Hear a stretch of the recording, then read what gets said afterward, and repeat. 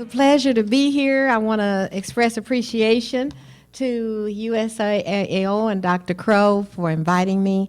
I want to express appreciation to the Grady County Democratic Party for their being here, and supporting us in this. Yeah, give them a hand. Go Democrats.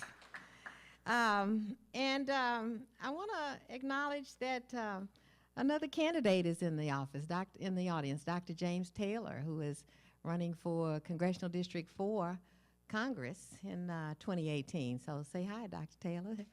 Free shout out. I really, how are you all doing tonight? Let me ask that. I'm so glad to see so many of you here. Give yourselves a hand. I really appreciated the opening remarks and talking about the duty that we have, that you as students and members of the community at USAO have to come out and engage in civil discourse and to be civil about it and to find out, be educated about who is seeking to serve you and why, and ask them questions. So, of course, there are not a lot of people are not here. But those who are here, I think, get it, that we are in some strange times in Oklahoma and in the nation and in the world. And it's necessary that we exercise our duty and our responsibility as citizens to come out, get educated, and to make some decisions about government. You are responsible for civic engagement, and we do have a duty to study the issues and hold public officials accountable. Beyond that, I think he asked about the role of government. Government exists to handle those things collectively that we can't do individually. We are responsible in that regard. And so I want to take it a little further and challenge each of you to not only do that, but in some cases, some of you should run for office like Dr. Taylor has stepped up. You know, when things aren't right and you feel you can make a difference, which is what I did, I'm going to challenge you to be found trying to occupy one of those 5 levels of government, be it the school board or city government or county or state or federal. That's a part of civic duty. There are other ways you can participate. You can support candidates. You can volunteer. I want to recognize the room of my volunteers and ask all of them to raise their hands because they really make this campaign possible. And I should say this to the end, but you know, you can donate too, so this is not that deal. So, again, thank you for inviting me to the USAO campus and hosting this event in which I understand that all the gubernatorial candidates will come and share with you their reasons for running and why they think you should vote for them instead of me, right? And so I think that's a wonderful exercise. I'm really excited about the future of Oklahoma. So I'm Connie Johnson, and I'm running to be your next governor.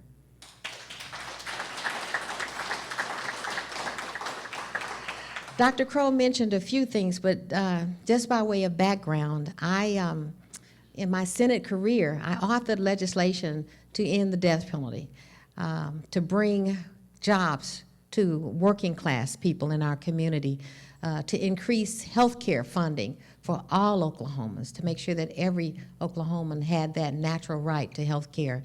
And I'm especially proud that as co-chair of the Committee on Criminal Jurisprudence, I worked to put an end to the discriminatory practices of our private prison industrial complex. And that's something we'll talk about more tonight.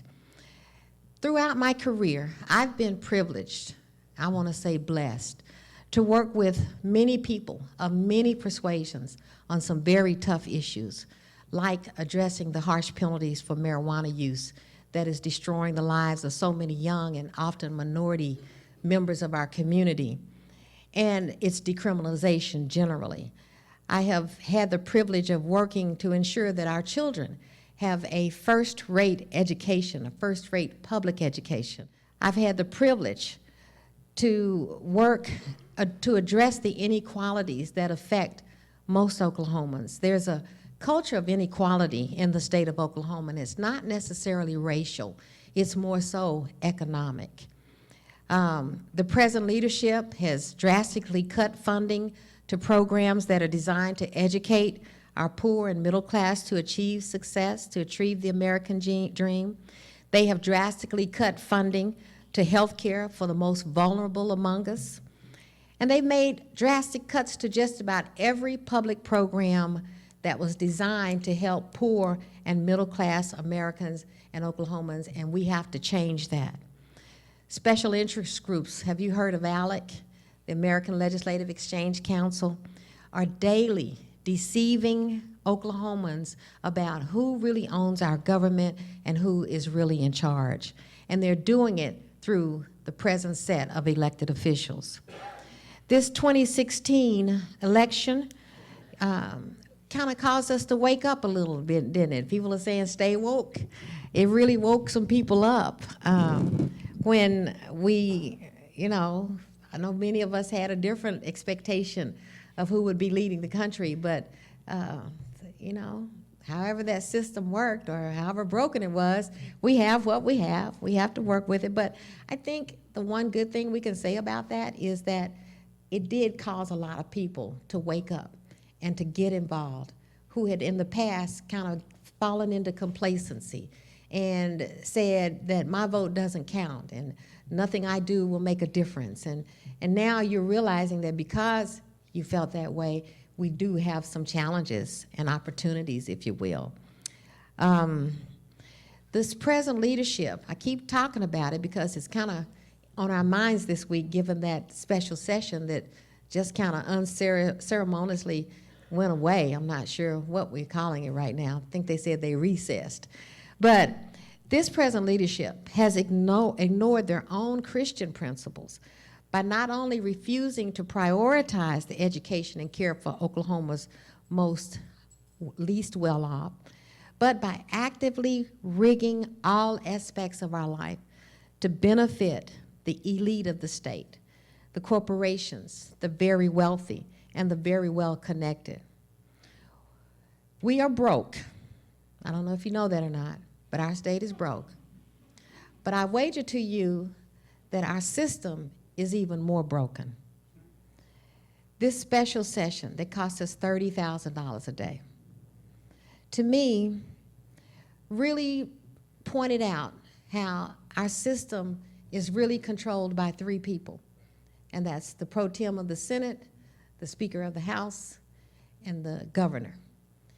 And their caucuses decide what the agenda will be. And if those people that you elect, thinking you're going to elect someone who's going to go to the Capitol and represent your interest, you know, they may have good intentions. But once you get inside those four walls and you realize that this is how the game is played, and you don't buy into the party agenda, then you are threatened. You are literally threatened with the potential of having a candidate, a primary candidate oppose you, getting the last parking spot in the lot, or getting the poorest office in the building. There are incentives that go with the system when a caucus is running the show. And that, for too long, has been how our government has been working, and we've got to change that too. That will take a constitutional amendment. But I want you to understand that if our state is broke, our system to fix our state is even more broken. And this has got to stop. We won't progress as a state until the middle class, the vulnerable, and the least politically powerful among us come together and say, we've got enough, we've had enough. So think about it. Think about the attacks that the present leadership has made to institutions that are designed to help and protect the middle class and, say, income workers, right? Unions were formed to help men and women make sure that they had some control over their safety and value to a company. The present corporate-backed leadership has done everything in their power to dismantle organized labor. Medicaid has been slashed, while spending to uncover so-called fraud in the system has increased. How does that work? You spend tens of millions of dollars to make sure some people don't get health care, and find that someone is defrauding the government out of badly needed health care, we put them in jail and we give them free health care. This system makes no sense, I promise you. Health care should be a right to all Oklahomans.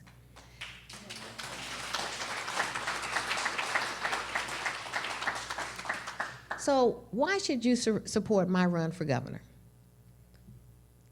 I think I'm a good person, but I got a few comments for you.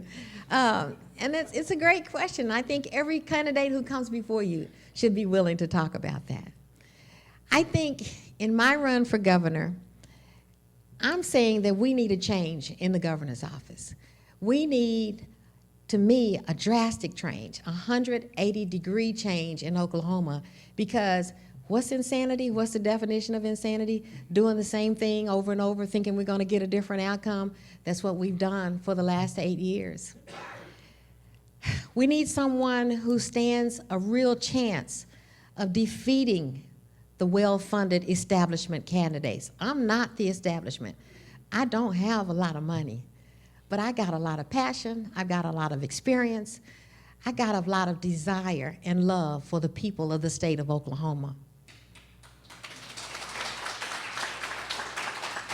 But at the end of the day, we need someone with the best message that will reach Oklahoma voters and that will inspire them to do something different. And I believe that must be a populist message.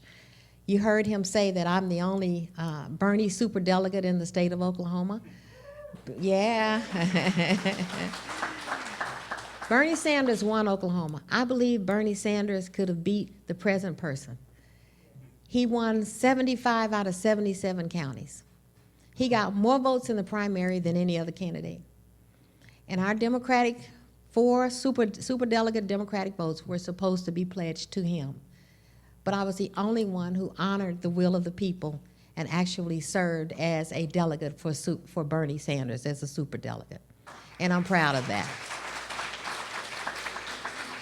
His message is one that has resonated with my whole career for the last 30 years. Free education, health care, reduced decriminalization, reduced mass incarceration, environmental well-being. All of the things that impact the people and not the special interest is the populist message. The voters in this state, you know, they don't care about colorful endorsements. They don't care about colorful posters. They really care about some common things, and that's getting their children educated, number one. I have found that that is the one issue that most Oklahomans are worried about. They care about the parent who is struggling and the families who are struggling with overwhelming health care bills. It only takes one disease or one accident to throw a family into bankruptcy behind health care. They care about the company that is laying them off and sending their jobs overseas because of unfair trade agreements. Voters really care about their lives and their families' lives. I care about my children. I care about my grandchildren. I care about my grandchildren's grandchildren because they are the future. We really care that teenagers are being thrown in jail and their lives are being ruined because they have half a joint in their pockets. We got 55 people serving life without parole in Oklahoma for simple possession of marijuana. Again, they care that their pensions are being raided to fund corporate tax breaks. Middle class and middle of the road voters care that their situations, they care about their situations, and we must not abandon them in this moment in Oklahoma. As one writer said in this state, we must reclaim the moral, the economic, and the populist high ground if our people are going to stand a chance next November. So first, the question I ask throughout this campaign is what concerns you the most? What keeps you up at night? Anybody got answers? Yeah. I heard a teacher of special ed kids say it keeps her up that her children are being expected to pass the same tests as children who aren't on IEPs. And this teacher is devastated, and that keeps her up at night. So as you are sitting this evening, I want you to think about what keeps you up at night. That's what my campaign wants to know, because that's what we want to talk about. That's what we want to address as governor of the state of Oklahoma. So when you tell me those things and you support, I promise, as your governor, I will bring energy to the table. I will bring the messaging and the resolve to win this race so that we can fix these issues. I'm not running to make a good show. I'm running to work hard and to get it done for the people of this state. I know from past experience what it takes to get to the top. And we must convince hundreds of thousands of Oklahoma voters that our campaign is the best for their lives. Together, we are seeking to educate voters and to give them strategies to ensure that they vote and that their votes count. We want to talk to you about that. Together, we can win this race and change Oklahoma. With the right strategies and with the right resources, we can get this done. Again, please visit our website at connieforgovernor.com. You can text Connie to 63566.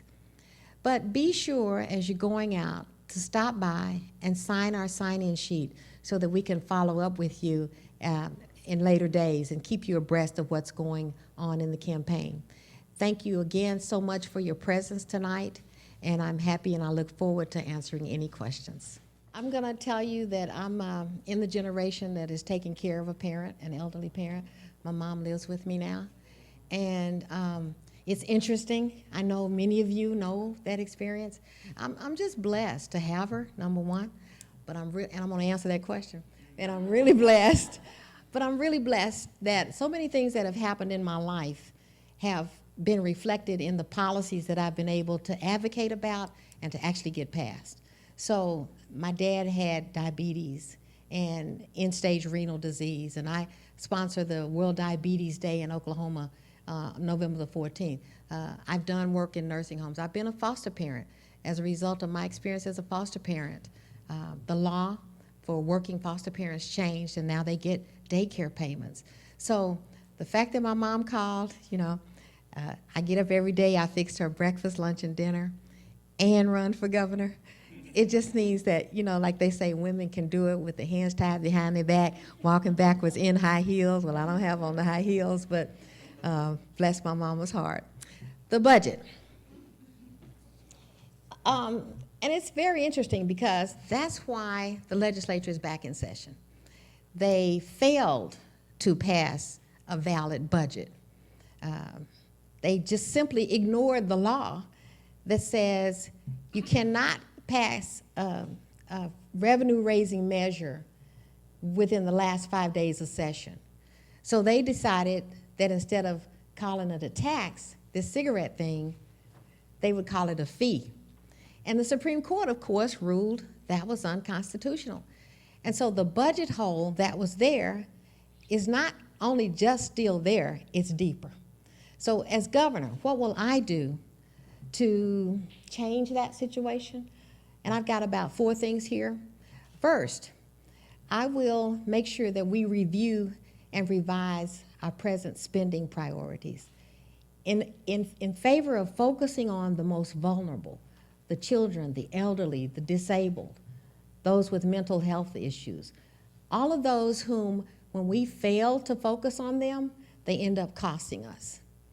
And the truth of the matter is that, again, government is supposed to deal collectively with those things that we can't deal with individually. I will also review and evaluate this present system of tax credits to evaluate them for equity and for effectiveness. Number one, is it fair that oil and gas companies only pay 2% tax? And how much do you pay? 8.375, and it's just to go up in Oklahoma County, for example. But something's wrong with that picture. The present response of my colleagues is to argue and to hold back for a 7% tax. Well, I propose a 10% tax. in order that they make up what they already took from us from the last 4 years when they got that 2%. I mean, how are you going to go back and undo the damage that has happened in the lives of families in the area of health care, in our environment, in mental health, in incarceration? How are we going to go undo what we didn't spend for the last 8 years when we held everything at a certain level? We can't. So somebody needs to take responsibility, and why not have the oil and gas companies pay 10%? Because when you do that, because it's a system of compromise, when you do that, they'll negotiate down, but let's get them down to 8.375. 7% is not enough, in my opinion. So that's one deal. Let's review the present system of tax credits, and are they effective? Has it been effective? And I think even people in the oil and gas industry agree that it is not cost effective for them to continue to enjoy these ridiculously low tax rates at the expense of everything else in state government. Item number 3, I will eliminate a plethora of non-productive privatization schemes. Y'all don't really realize how many private things have been privatized over the last 8 years. One party is about the people and the other one's about business. Well, there are contracts that are being made every day with the friends of elected officials that we can't even find out what the contract is for. They put it in law that you cannot get the details on a private contract. But there are privatization schemes like prisons where we lock up people that we're mad at versus the people who are actually dangerous. In order to meet a private prison bed quota of 98%. Did you realize that we guarantee this private entity that their beds, their products will be 98% used, or we will pay them? And guess how we pay them? Through commodifying human beings that look just like you and me. There are some people going to jail, again, for a joint, a doobie, if you will. Y'all don't know what that is, do you? But mostly the young people laugh, right? But how much sense does that make? There are veterans being sentenced to prison for growing a plant in their backyard. People who made the choice to go serve our country, and the appreciation we give them when they come back, and they have PTSD, and the rate of suicide among veterans suffering from PTSD is off the charts. We want to lock them up instead of allowing them to access a medicine that has been proven to treat them better than the opioids that are a leading cause of overdose deaths in Oklahoma because of a private industry called the pharmaceutical companies who have a disproportionate influence on policymakers. You know why? Because they can donate money to the campaigns. I just have to call it like it is. And for you young people, privatization schemes that are funding student loans. Anybody in here have a student loan? Yeah. There's some old people still trying to pay them off, right? Privatization schemes like the tests, the standardized tests. There are private companies who are making these tests. And we're having to pay ridiculous amounts for these tests only to decide that some of our students can't go to the 3rd grade or from the 5th to the 6th or the 8th to the 9th because they can't pass the test. But we tie teachers' hands and we require them to only teach to the test. At the same time, we're not teaching children to think. We're not teaching the basic reading, writing, and arithmetic issues. Let me hurry up. And finally, and this was going to be a long answer, but I'm going to have to make it short, and I'll come back to it later. We will identify new untapped funding sources coming from alternative energy sources like wind and solar, and from a crop that grows between the cracks of the concrete in Oklahoma called hemp. We will change the policies. Oklahoma's deficit could be eliminated next year with less than 10 acres of hemp. Colorado makes 4 times the money off of hemp that it makes off of legal and recreational marijuana. Colorado supplies 50% of the nation's supply of hemp. They can only grow it twice a year. Oklahoma, it can grow 4 times a year. That's our natural resource that we are spending money to burn down, and we will find a way to tap that resource.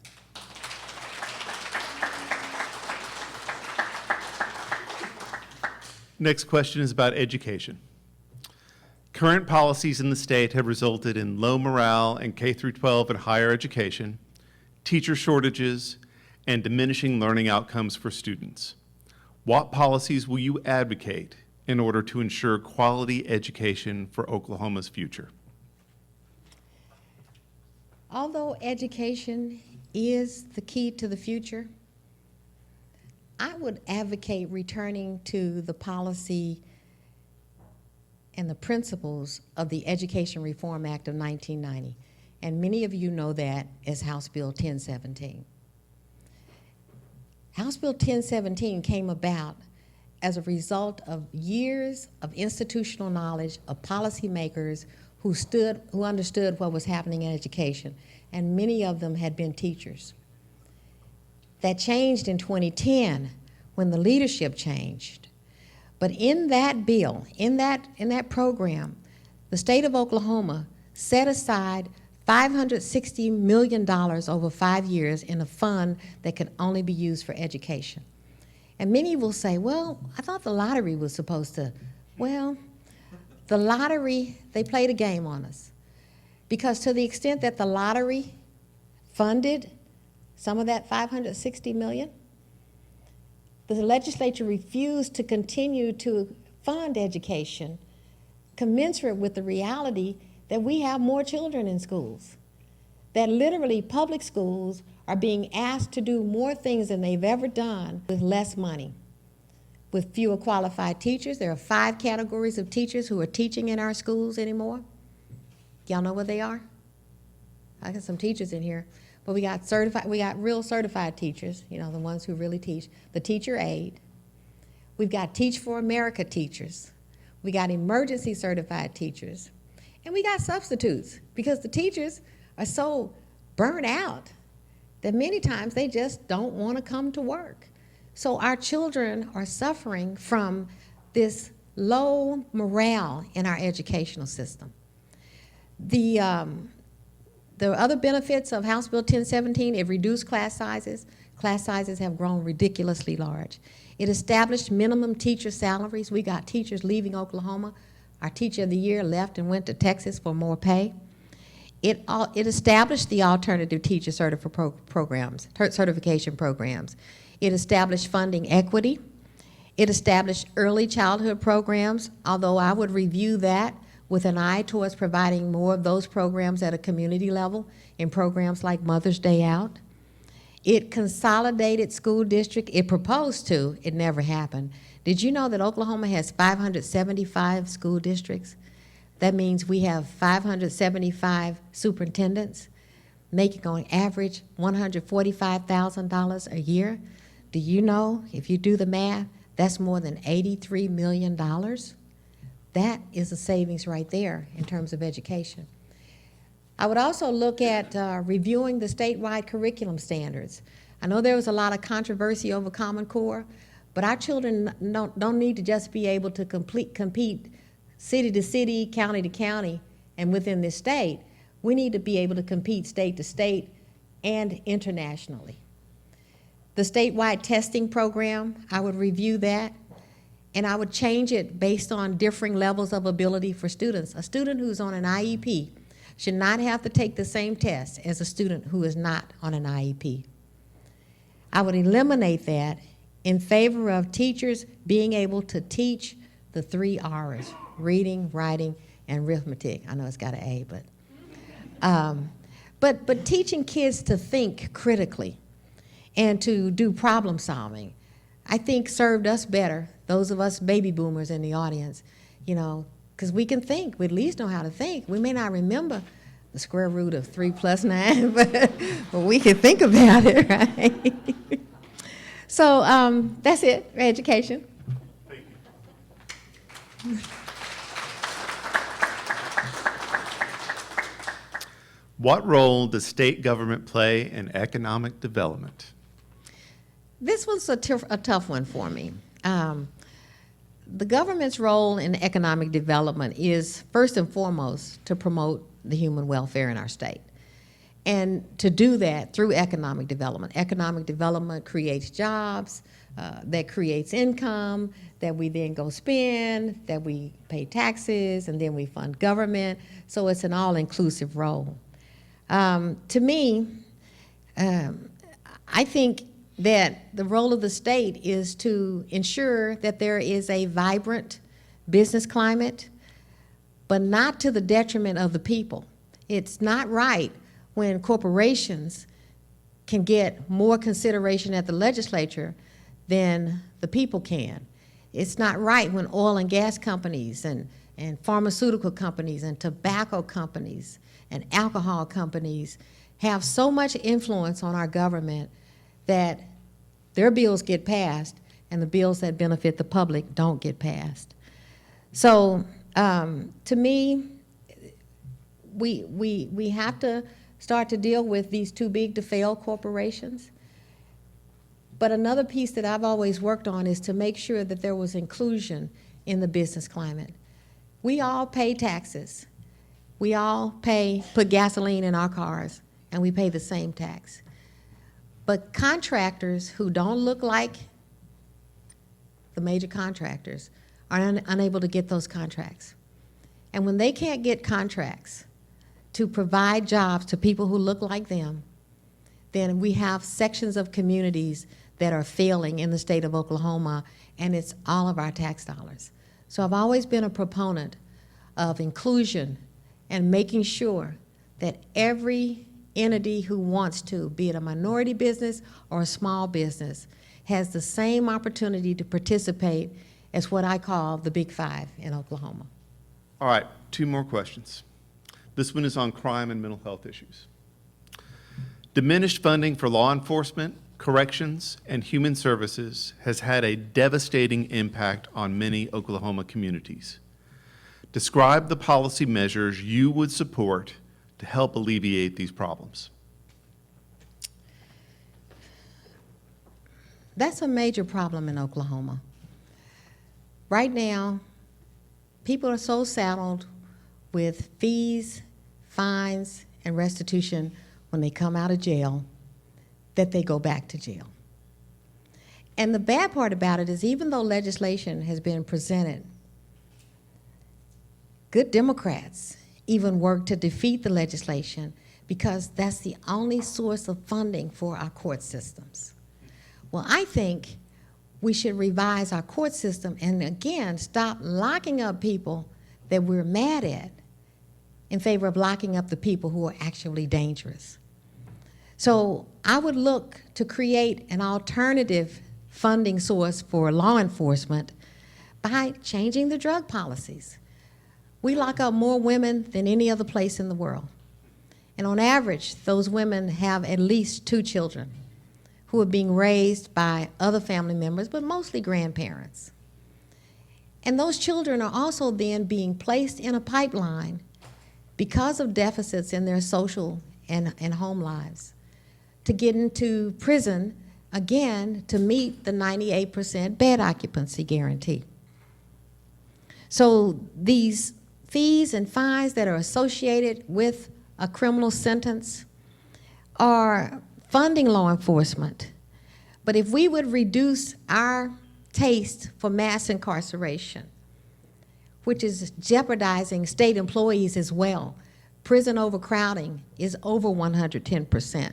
And the people who are there to guard inmates are in danger every day. And someone said that, well, we need private prisons because they provide jobs in the community. These are not Bernie Sanders' $15 an hour jobs. These are jobs paying $11 an hour. And people are being hurt every day inside that system. But we're affecting them, we're affecting people's ability to contribute to society in the future as productive citizens.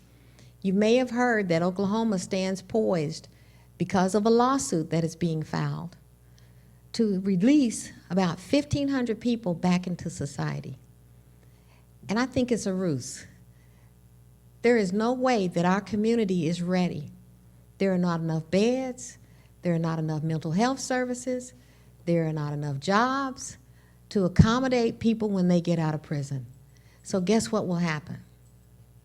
They will reoffend, and they will go back into prison, and they will pay some attorneys, and they'll pay some fees, and they'll pay some fines, and we'll feel that 98% occupancy level again. So this whole system of our crime and of our criminal legal system, I don't think it's a criminal justice system, deserves to be reevaluated and to be looked at in a more practical way. We cannot lock up our way. We cannot sustain the level of incarceration in Oklahoma and think that we will be a healthy society. People do get out of prison. People do come back to communities. And people need jobs. They need supported housing. They need counseling. They need services that help them. I have spent a lot of my years in the actual Senate working to help people get out of prison. The death penalty is one version of a sentence among 5 or 6 egregious sentences that are in place in Oklahoma that send people to prison. So we got the 85% crimes, and now we've got so many people in jail who are over 65 that we're paying to keep them there because, you know, when you get 65, things change, don't they? So people got heart disease, lupus, you name it. We're now paying to give health care to people who are no longer harmless. So we need to look at a different way of addressing other sentences as well. The 3 strikes you're out sentences, where when you have 2 felonies upon the commission of a 3rd one, it doesn't matter if, you know, you did anything. It didn't have to be violent, but you get a minimum 20-year sentence in Oklahoma.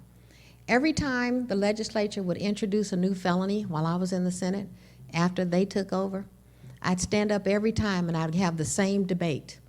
Do you realize that by creating another felony, we are committing ourselves to almost $500,000 over the lifetime of a person who's in prison on a 3rd strike? It didn't matter because we had to meet that quota, right? I'm just saying. Consecutive to concurrent sentencing, that's another form of sentencing schemes that have been put in place under the war on drugs in order to keep our prison beds full with mostly minority, Black, and brown people.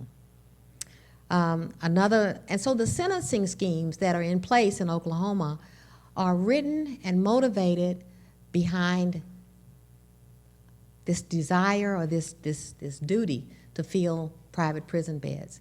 I want to just say this about the death penalty, because number one, we're talking about how to create more revenues.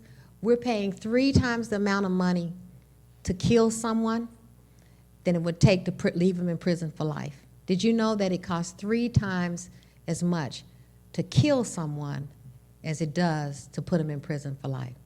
Did you know that many times, due to ineffective assistance of counsel, people who can't afford an attorney get a public defender? Due to prosecutorial misconduct, the rate of wrongful convictions in Oklahoma are just off the chart, and 1 is too many. We have put people to death who were innocent. We are waiting we have 11 people lined up to go to the death chamber as soon as the moratorium is lifted. I advocated to have a moratorium so that we could evaluate the costs, so we could talk about wrongful convictions. And then, when you look at it, you know, Oklahoma, one day, every day we got something new that keeps us standing out. We botch executions. We can't even get it right. And that's wrong. But for me personally, I personally have an issue because my brother was killed. My brother was murdered. And even then, I didn't want the death penalty for the guy that killed my brother.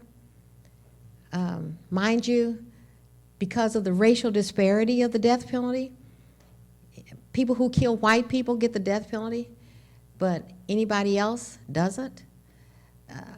My brother's murderer wasn't even convicted, and he killed my brother in front of 30 other people on Langston University's campus. But even when they came to me on the street and they said, well, you want us to take him out? I couldn't say yes because, number one, it was not going to bring my brother back. So this object of forgiveness, this goal of forgiveness, which I personally have found was the only way I was able to get over my brother's death, empowers people. It empowered me. And this says nothing about disregarding family members of victims, but it's costing us a lot of money to act like God. And we're getting it wrong, and we're botching it. So to me, the death penalty is at the top of some egregious sentences in Oklahoma that are literally spinning us into bankruptcy, both economically and morally.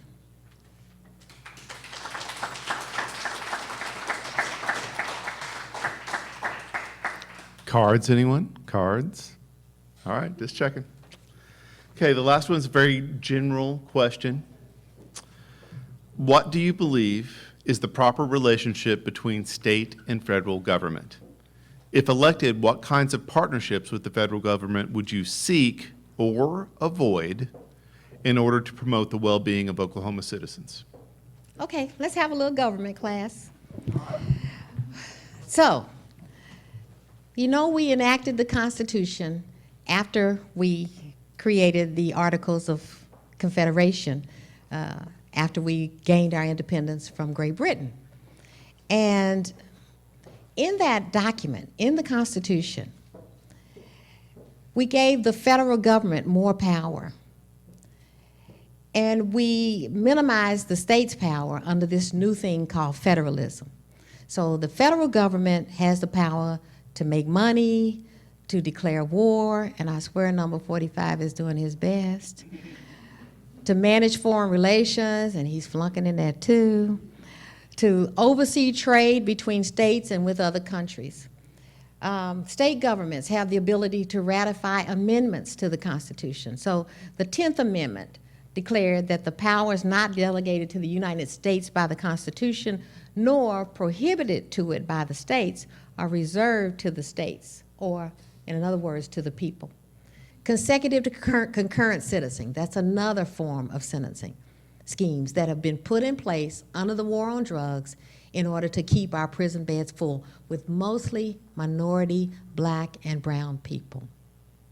And so the sentencing schemes that are in place in Oklahoma are written and motivated behind this desire or this duty to fill private prison beds. I want to just say this about the death penalty, because number one, we're talking about how to create more revenues. We're paying 3 times the amount of money to kill someone than it would take to leave them in prison for life. Did you know that it costs 3 times as much to kill someone as it does to put them in prison for life? Did you know that many times, due to ineffective assistance of counsel, people who can't afford an attorney get a public defender? Due to prosecutorial misconduct, the rate of wrongful convictions in Oklahoma are just off the chart, and 1 is too many. We have put people to death who were innocent. We are waiting we have 11 people lined up to go to the death chamber as soon as the moratorium is lifted. I advocated to have a moratorium so that we could evaluate the costs, so we could talk about wrongful convictions. And then, when you look at it, you know, Oklahoma, one day, every day we got something new that keeps us standing out. We botch executions. We can't even get it right. And that's wrong. But for me personally, I personally have an issue because my brother was killed. My brother was murdered. And even then, I didn't want the death penalty for the guy that killed my brother. Mind you, because of the racial disparity of the death penalty, people who kill white people get the death penalty, but anybody else doesn't. My brother's murderer wasn't even convicted, and he killed my brother in front of 30 other people on Langston University's campus. But even when they came to me on the street and they said, well, you want us to take him out? I couldn't say yes because, number one, it was not going to bring my brother back. So this object of forgiveness, this goal of forgiveness, which I personally have found was the only way I was able to get over my brother's death, empowers people. It empowered me.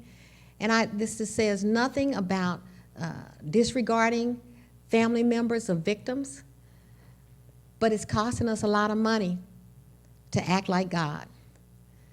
And we're getting it wrong, and we're botching it. So to me, the death penalty is at the top of some egregious sentences in Oklahoma that are literally spinning us into bankruptcy, both economically and morally.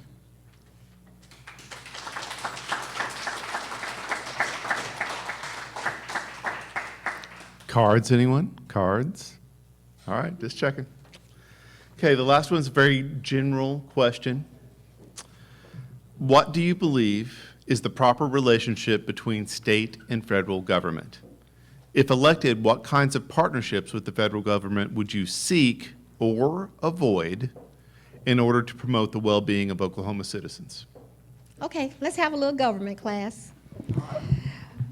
So, you know, we enacted the Constitution after we created the Articles of Confederation, after we gained our independence from Great Britain. And in that document, in the Constitution, we gave the federal government more power. And we minimized the state's power under this new thing called federalism. So the federal government has the power to make money, to declare war, and I swear number 45 is doing his best, to manage foreign relations, and he's flunking in that too, to oversee trade between states and with other countries. We also share certain powers with the federal government. Any ideas? We can both make and enforce laws, we can both make taxes, and we can both borrow money. And inside of this system, each section has 3 branches: the executive, the legislative, and the judicial. So those are the things we have in common with the federal government, and those are the things that they can do and that we can't do. But I believe the question about what kind of partnerships could we have, I think the federal government and states are strongest when we have a strong cooperative relationship, one that serves the best interest of all of the citizens, be it at the state or the federal level. But as your governor, I will seek through our relevant federal elected officials and the use of government search engines like USA.gov to ensure that federal funding for services to Oklahomans, the returns on our tax dollars, are accessed and maximized in areas that affect the people the most, such as transportation, education, healthcare, mental health, environmental, economic development, criminal justice. Unlike the present leadership, who refused to accept the dollars to expand Medicaid in Oklahoma. I was mortified. With the rate of chronic disease in Oklahoma and the rates of disability and poor health, our leadership had the nerves not to even accept our tax dollars to help people in Oklahoma. Many of you may not know it, but we also refused to accept money that would help us revise our criminal justice system and get rid of some of those egregious sentences that I told you about, the Justice Reinvestment Initiative. So I would guarantee that we would seek out and actually take advantage of our dollars that are coming back to our state in ways that benefit our people. I would avoid, however, unfunded federal mandates. You've heard of those, whereby we are mandated to carry out policy initiatives without receiving the necessary funding to pay for these programs. State governments cannot function as full partners in our federal system if the federal government requires us to devote our limited resources towards complying with such unfunded federal mandates. I would avoid actions for which constitutional authority for state action is clear and certain. I would avoid federal solutions to problems that are not national in scope. I would avoid federal action that is insensitive to our state's ability to bring our own unique blend of resources and approaches to address our problems. And I would avoid any actions in which the federal action preempts additional state action unless there is a national security risk.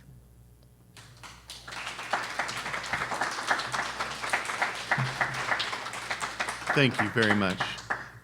Do we have any more question cards from the audience? Gather, and then Dr. Crow will sort through them. All right, don't run over anybody, Matthew.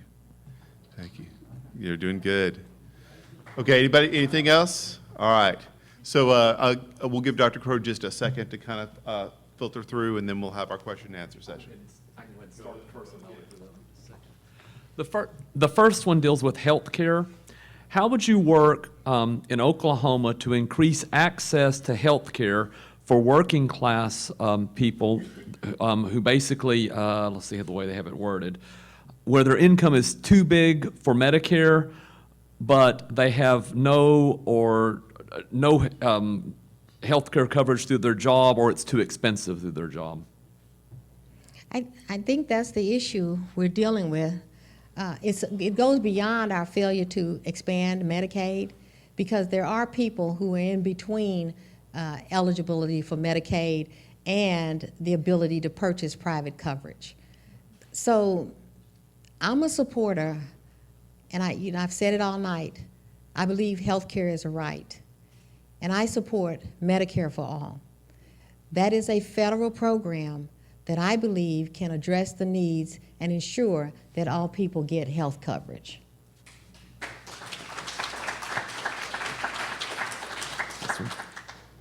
How will you handle wasteful spending and corruption in this state government?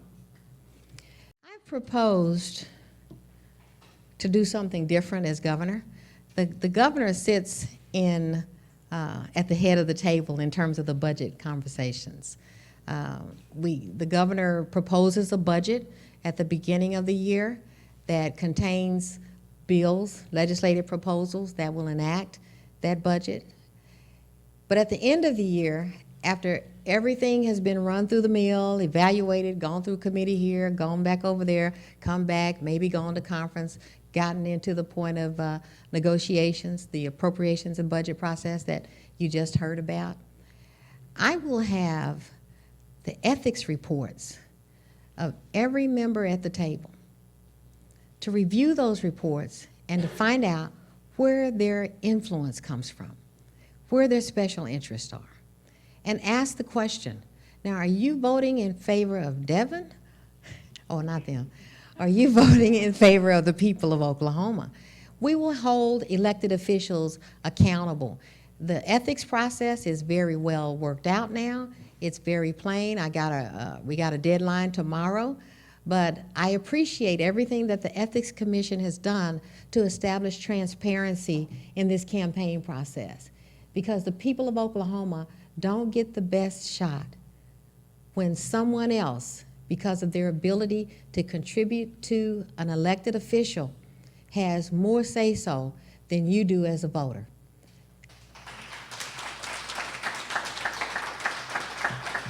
On the same level, the only way we can beat the money in government is by voting.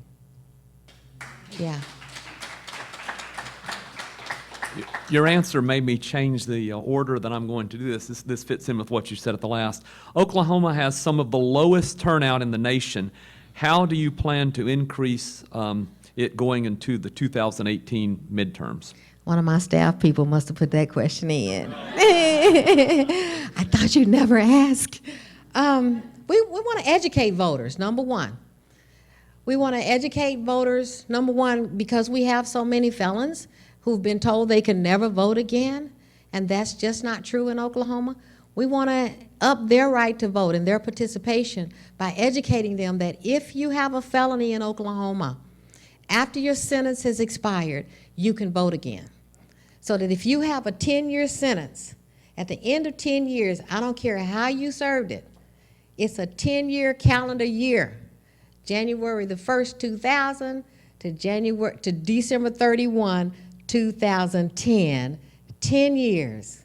You could have done it in the jail. You could have done it on paper. That's what they talk about. You could have done it standing on your head, right?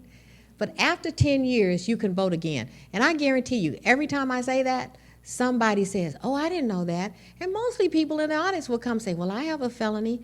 You can look around here. Somebody in here has a felony. I'm not saying who, but I'm just saying I don't yet. We lock up so many people. If you don't have one, do you know someone who's been incarcerated? Okay. I'm going to be like the governor. She said, do you know anybody who suffered from substance abuse? Yeah. We lock up people instead of treating them. It costs 4 times as much to lock up as it does to treat. So education. Some other pieces about education. Never let anybody tell you you can't vote. If you're in the right precinct, you look on the back of your voter registration card, and it says, I'm where I'm supposed to be. Never let anybody tell you you can't vote because you asked to vote a provisional ballot. That's important. When people go to the polls and they get turned away, they may not come back because they kind of were very bashful about it, but let somebody reject them, they may not come back. Serve as an election official. We want college students signing up, it pays money for one day, sign up to be an election official. But I think the one thing I want to talk about the most is this strategy of voting, and that's voting by mail. It's also called absentee ballots. I don't say absentee because some people say, oh, well, my vote will be absent if I vote like that. No. Voting by mail ensures that you will receive notice of every election 3 weeks ahead of time, which means you have 3 weeks to vote instead of 3 days. You don't have to vote using that mail-in ballot, even though you order one. I'm just saying, sign up, just do it. OKVoteByMail.com. You can go to ConnieForGovernor.com, and there's a link on there. Takes less than 5 minutes to sign up online. My strategy to get people voting is to get people signing up to vote by mail. One party performs at a degree of 60% compared to the other party, I guess you can figure that out, in vote by mail. That is a strategy that we believe will help people who encounter issues at the polls, but, who are inundated, who have to work, who have to get their baby out of school, who have to do this, who have to do that. People are just many times either inundated, bogged down, too busy, they forget to vote. And I think now that people are awoke again, we have to let them know that there are some strategies that are very painless that you can use to up our participation. When I was elected, when I got the nomination in 2014, 71% of the people did not vote. Even fewer people voted in 2016. We had the lowest voter turnout in the nation. So that means 29% of the people who voted, out of that 29%, 15% elected our statewide officials this time. 15% of the people voted for Governor Mary Fallin. So that's a strategy. So through education and strategy, and just, I'm just going to be passionate about it. Look, I need your vote. I need sign up to vote by mail. Do what you have to do. Go work at the polls. Tell your neighbor they can vote even though they have a felony conviction. Let's just do it. Thank you.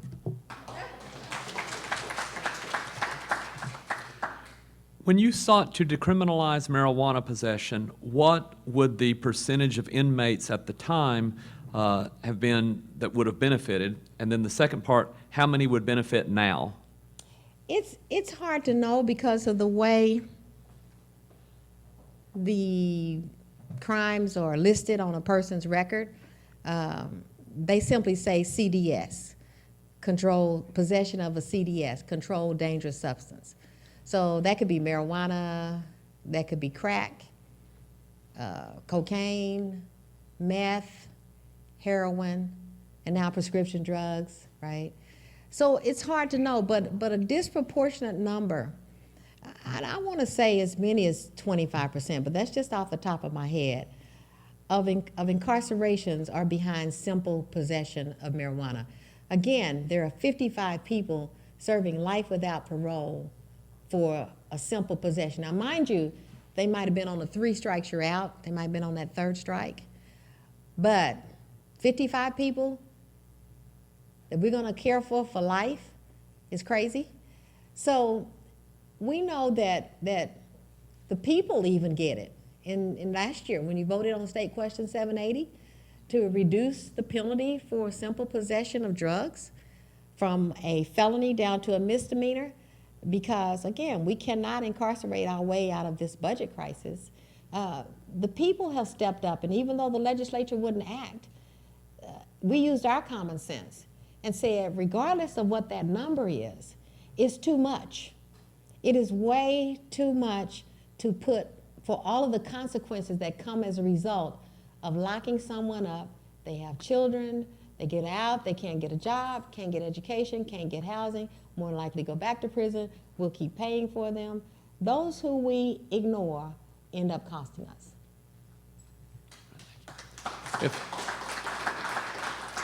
Two more, we have time for two more. The first one is, how will you ensure environmental protections be upheld when there are special interests lobbying against it and skepticism among some of the populace?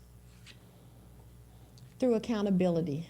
I think we uphold environmental interest through accountability. Again, the ethics reports will show who's zooming who, right?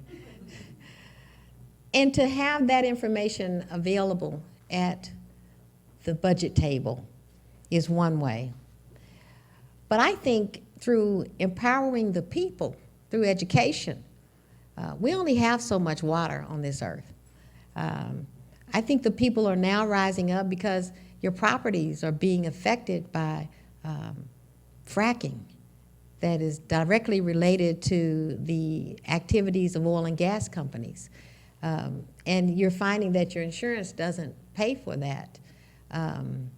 The fact that these oil and gas pipelines are potentially polluting our aquifers.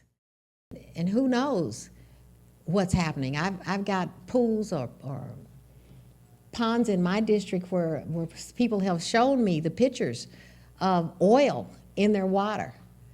So I think through accountability, through education and awareness, I conducted an environmental justice project in the early 2000s in Northeast Oklahoma City. And we learned that there was a gas company that went out of business on the corner, kind of like a mile from the zoo lake. Y'all familiar with that lake? And he poured the oil down the drain. That oil went into the lake where people fish, and they had to work to remediate that pool, that pond. And people still fish there, but I wouldn't eat the fish. But what we focused on was the level of environmental injustice when out of 6 Superfund sites in Oklahoma, 5 of them were in the black community in Oklahoma City, in my district. So that was an environmental justice education and awareness moment.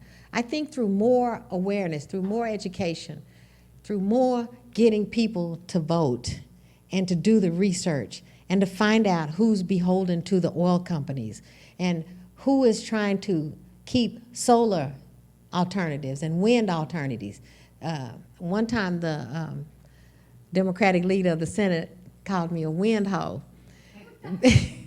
because I believe in alternative energy sources. Oklahoma's got wind, seriously, right? Come sweeping down the plain. And, we got sun. Average at least 325 days a year of sunlight in Oklahoma. And we are not honoring those God-given resources. Oklahoma is here for a reason. This was a wasteland. Nobody wanted to come here, right? But we have rich resources.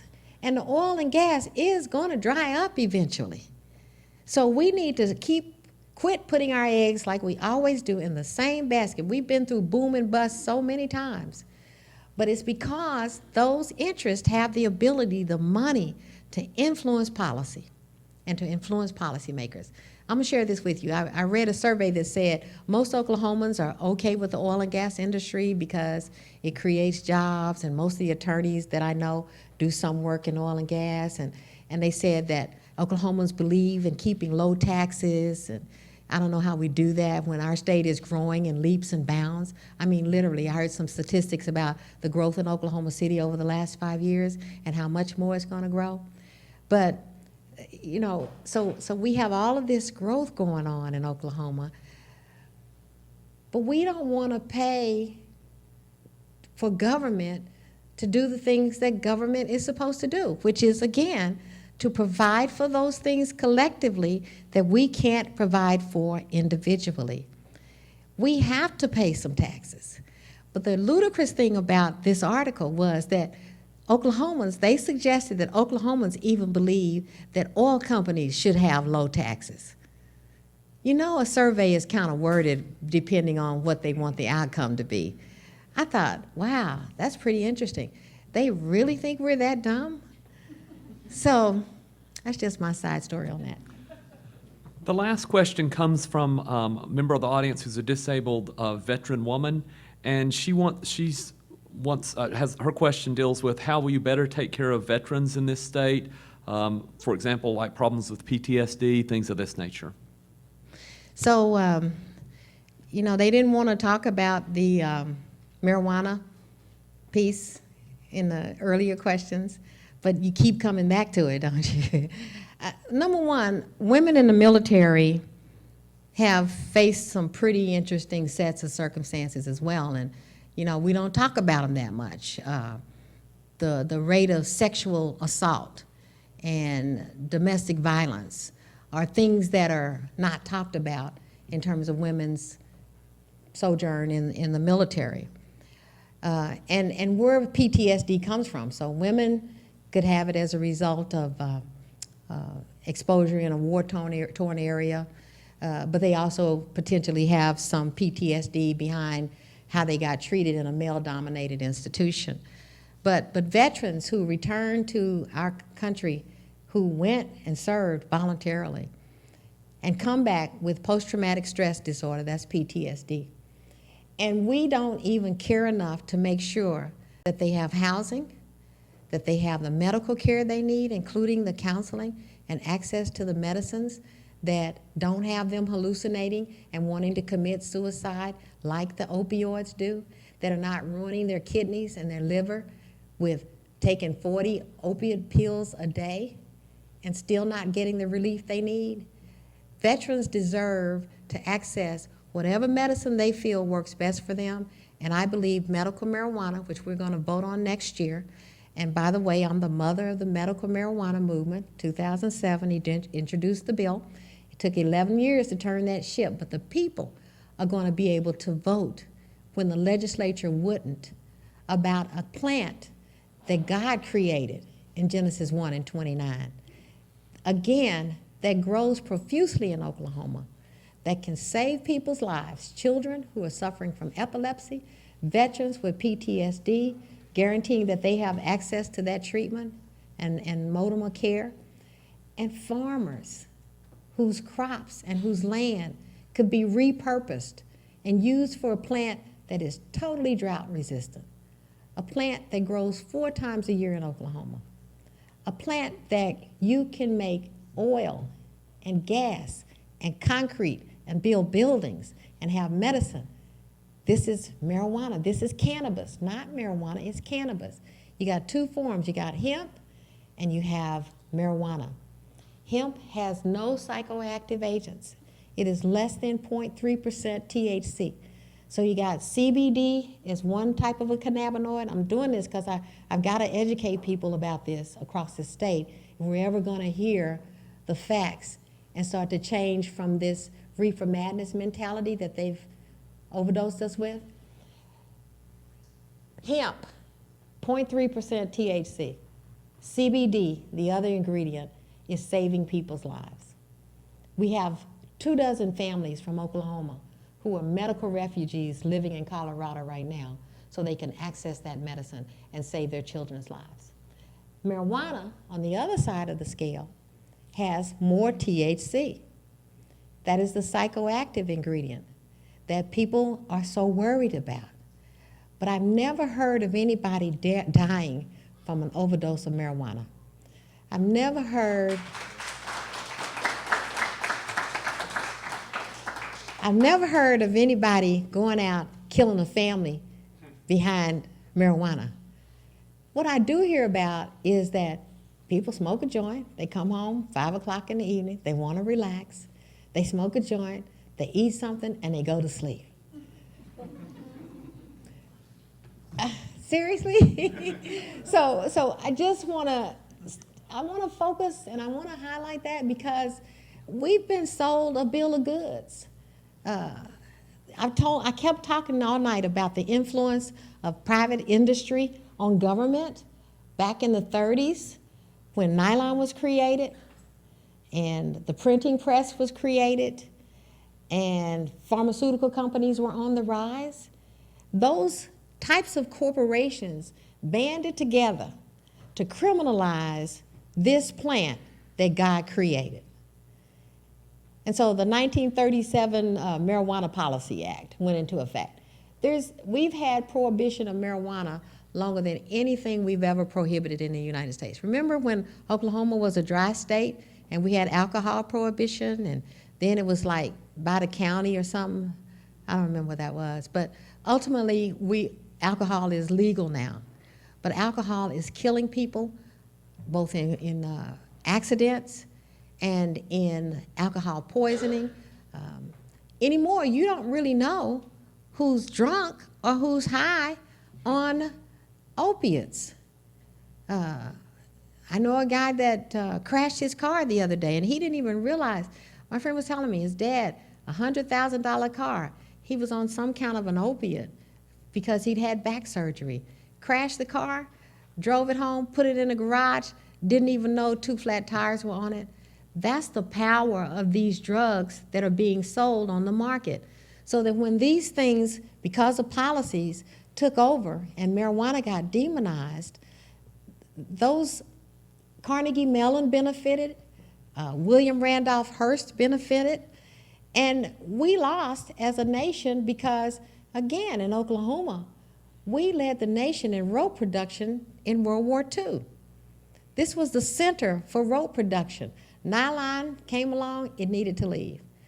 It grows between the cracks of the concrete here. But that plant, from stem to seed, has more uses that are a valuable resource in the state of Oklahoma. My friend and colleague, Senator Jerry Ellis in McCurtain County in Idabel, says that if we ever legalize marijuana in Oklahoma, the streets of McCurtain County would be paved with gold.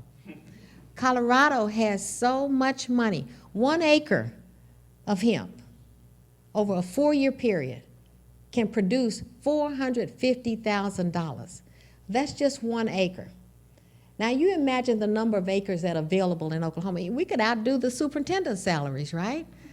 We could literally resolve our financial crisis in Oklahoma if we would get our heads out the sand, get educated about the benefits of this wonder plant, and start to take advantage of the natural resources that we have here in Oklahoma, along with wind and air, and we got nice water. I've had the privilege of working on water issues in Oklahoma, and the fact that Oklahoma City was taking water from southeast Oklahoma and from northwest Oklahoma in order to make sure that they could float their boats on the Oklahoma River. Mind you, that same river is dammed up where it's supposed to go into my community. But the United States Supreme Court ruled against Oklahoma recently. And so there's some stipulations now that if Oklahoma wants to pull water from Sardis Lake or Canton Lake, it has to be when the water in Oklahoma City gets to a certain level. If those areas want to then also sell water to Texas, which is also what was going on, any money from the proceeds of that will go into the area to replenish that area and to replenish the natural resources in that area. So these are policies. The legislature affects everything you do in life, before you're born and after you die, from A to Z. That's what I have enjoyed working on, because I literally have been able to impact the lives of students, of teachers, of children, of families, of veterans, of people who are in prison, of citizens of Oklahoma for the better. And I appreciate that opportunity that I've had.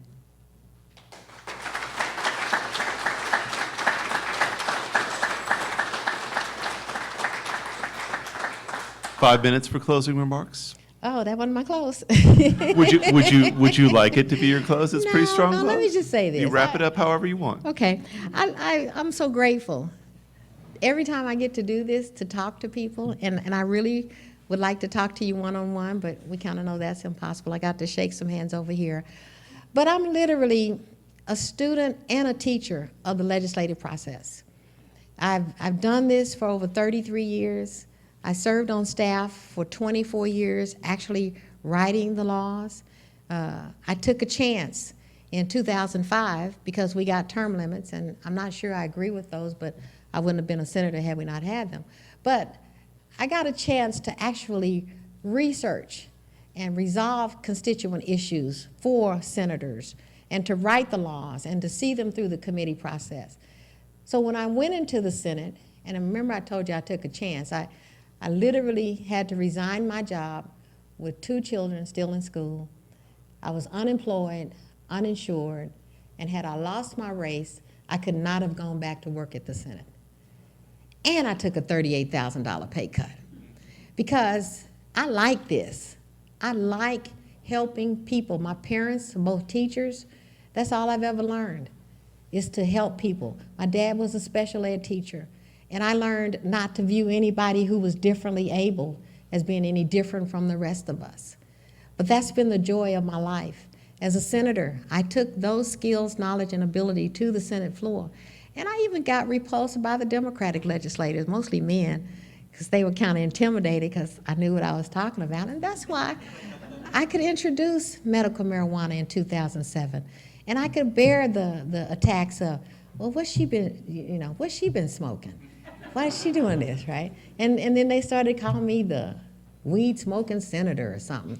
I'm just pushing policy that makes for the best for all of the people. So during that time, I got to work on criminal justice reform. 60% of the kids in one district in my school area were being raised by their grandparents because the parents were locked up.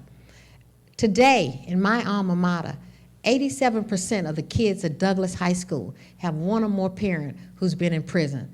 So that's over a 17-year period. You see the impact of the sentencing schemes under the war on drugs. That's why I like talking about it. That's why I like educating people about it. I've worked on roads and bridges. I fought to get inclusion of small and minority businesses. We filed a suit against the Oklahoma Department of Transportation for more inclusion of people other than the top 5 road and bridges people. And I talked to those guys yesterday. But I've had this opportunity to not only work in this area, but to live this area and to bring what I've learned and what my family has benefited from through the course of my career back to the people of Oklahoma. And I want to do it again as your governor. I think we need someone who knows, who has a vision, who has experience, who is willing to go the opposite direction and stop doing crazy stuff in Oklahoma. And let's do some crazy stuff. Let's just do it. Let's just try something different. We know what's happening when we keep getting more of the same. And I submit to you that I'm the most different candidate in the race. No, literally, I am. I'm the only woman, and I'm the only person of color so far. So I think it's a blessed opportunity that we have as a state to send the first African-American woman to be a governor in the United States in Oklahoma. And what better way to show that person in the White House that Oklahoma is unique, that we make up our own minds, that we do what we want to do, that we're a populous state, and that we believe in our people. So I'm asking for your vote. Mama said, ask for your vote. Would you vote for me, please? Please? Can I count on your vote? Okay, thank you. And I'm not ashamed to ask for it. I'm happy to talk to anyone. Some person said, I'll talk to a crackhead just like I'll talk to the governor. But everybody is valuable in my world. Everybody deserves an opportunity to become the best that they can be. And our government exists to provide those things collectively that we cannot do individually. I'm asking for your vote. Visit me at connieforgovernor.com. Text Connie to 63566. Get registered. But sign up to vote by mail. That's the last thing I'm going to ask you. Just sign up to vote by mail. Remember what? You don't have to do it, right? But just sign up so you can get 3 weeks to vote instead of 3 days to vote. Okay? You can study the ballot. You can study these state questions where you're not sure if a yes is a no and a no is a yes. Have you ever seen that on the ballot? We deserve that. Do your best, and I'm expecting to win. Thank you.